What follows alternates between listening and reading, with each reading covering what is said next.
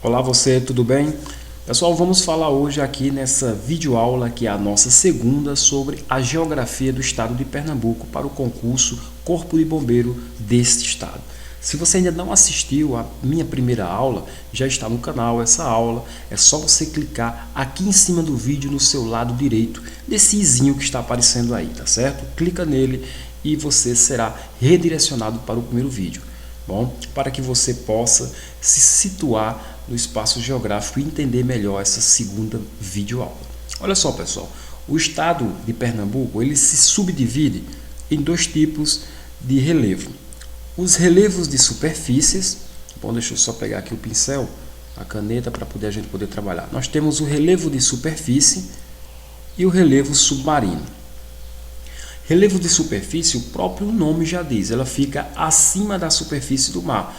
Já o relevo submarino, ele fica abaixo, certo? Ele fica abaixo do mar, certo? Então, quanto a isso, nós não temos lá problema, certo?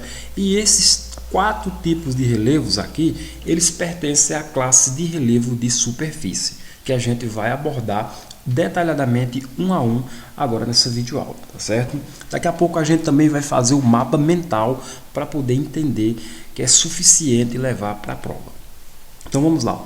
O relevo de planície, né, o primeiro aqui que nós vamos estudar, ele é um tipo de relevo, né, relativamente plano. Então a característica desse relevo de planície, né, o nome já até ajuda um pouco, né, planície, ou seja, vem de plano, né?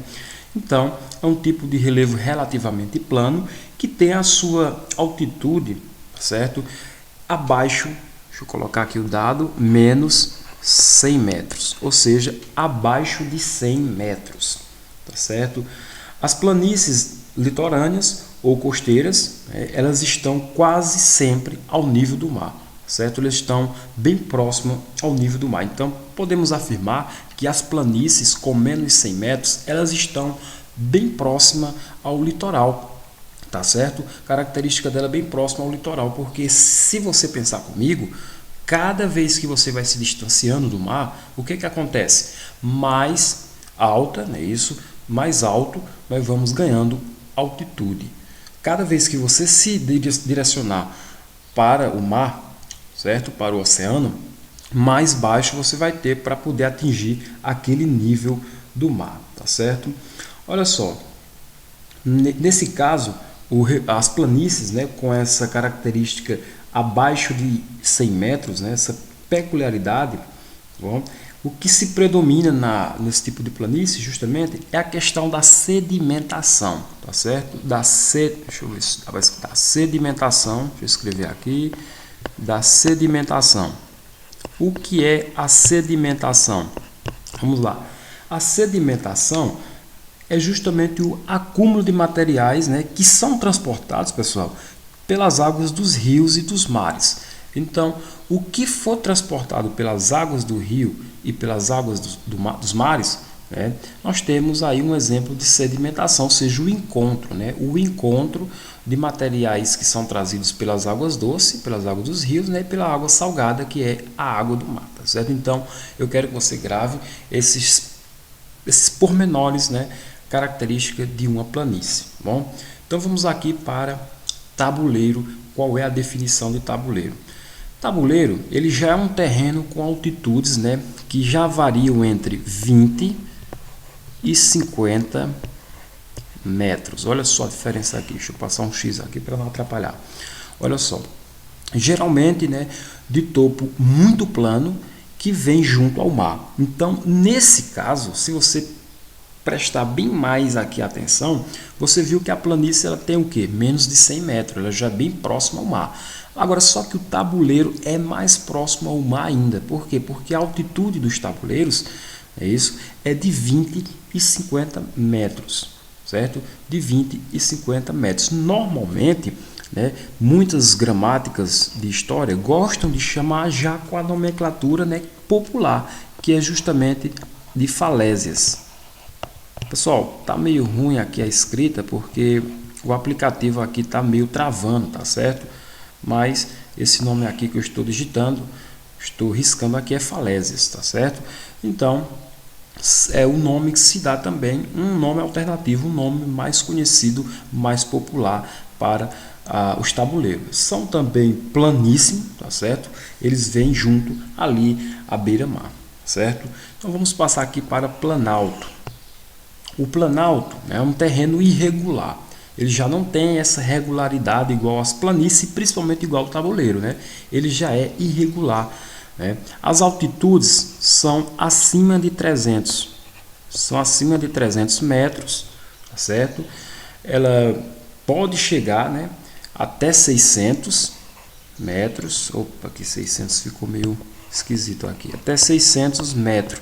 Então, é uma característica de 300, né, até 600 metros. Um exemplo, nós temos os morros, as chapadas e serras, que a gente daqui a pouco vai ver o mapa de Pernambuco e vai entender um pouco bem melhor, certo, sobre as áreas que a gente encontra planalto. Já vou logo aqui adiantando, né, que um exemplo de planalto é o planalto da Borborema, que a gente vai já estudar, tá certo? E não é à toa que o Planalto da Borborema recebe esse nome, porque é o tipo de relevo, o relevo Planalto da Borborema, sendo equiparado com o relevo Chapada do Araripe, que a gente vai ver já esse assunto, tá certo?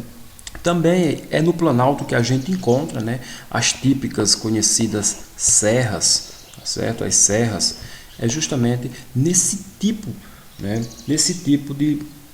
de relevo que a gente vai ter essas definições. Mais de 300 metros, podendo chegar até 600 metros, né, são consideradas morros, chapadas e também na definição de serra, tá certo? Passando um traço aqui novamente para a gente continuar em depressão.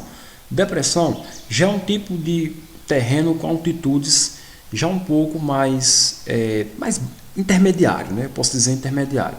Ela vai de 100, certo, e 500 metros.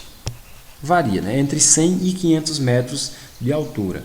Já é um terreno mais plano que o planalto, certo? Já é mais plano que o planalto. O planalto a gente viu, né, que o planalto ele tem irregularidades. Já na depressão, né, é um pouco alto, de 100 a 500, é isso, mas tem a sua particularidade, né, que ele é mais plano do que o planalto, certo? Suavemente ele sofre uma inclinação.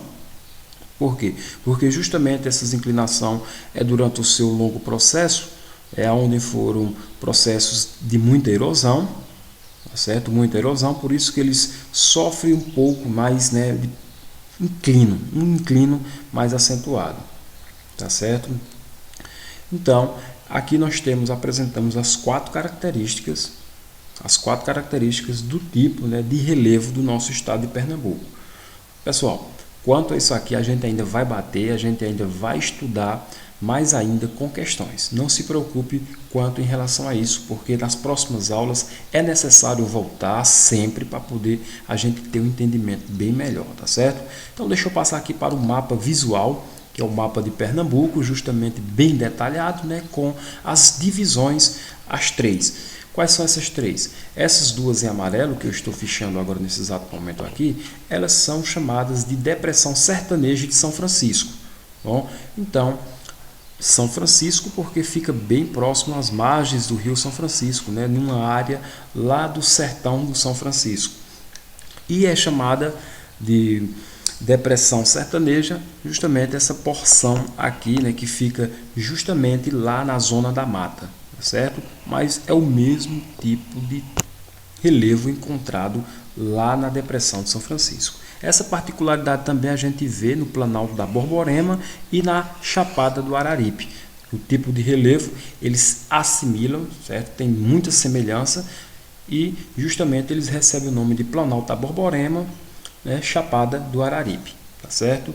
E por último aqui nós temos o relevo da RMR, né, da região metropolitana de Recife, que é um tipo de relevo chamado de planícies e tabuleiros.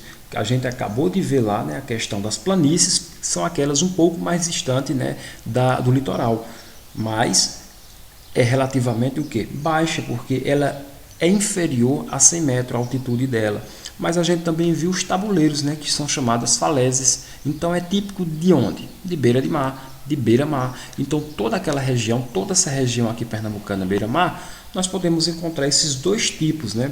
Esses dois tipos de relevo, que é o relevo planície e tabuleiros litorâneos, tá certo? Então, galera, se você não assistiu a primeira aula, tá certo? Volte lá, confira para poder se basear e ficar cada vez mais firme e mais forte para esse concurso, tá bom? Então, voltarei em breve com mais uma aula aqui no canal, tá certo? Se você não se inscreveu, se inscreva para não perder nenhuma videoaula, tá certo? Que o nosso curso é completo, tá certo? Vamos fazer um curso completo com questões bem elaborado, bem organizado, para que você possa ter uma facilidade para simplesmente entrar de cara para o gol, chutar e não perder mais, tá certo? Esse gol, que esse concurso que vai vir por aí é um concurso bem concorrido e excelente, show de bola para se trabalhar, tá certo? Valeu, galera, fui, até o nosso próximo vídeo.